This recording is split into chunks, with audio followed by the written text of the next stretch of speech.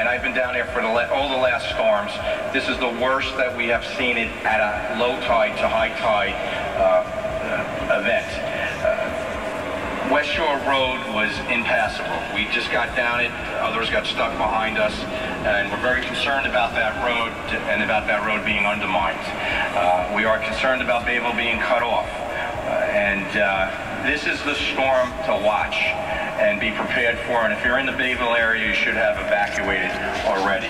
And just the emergency person needs to be in place.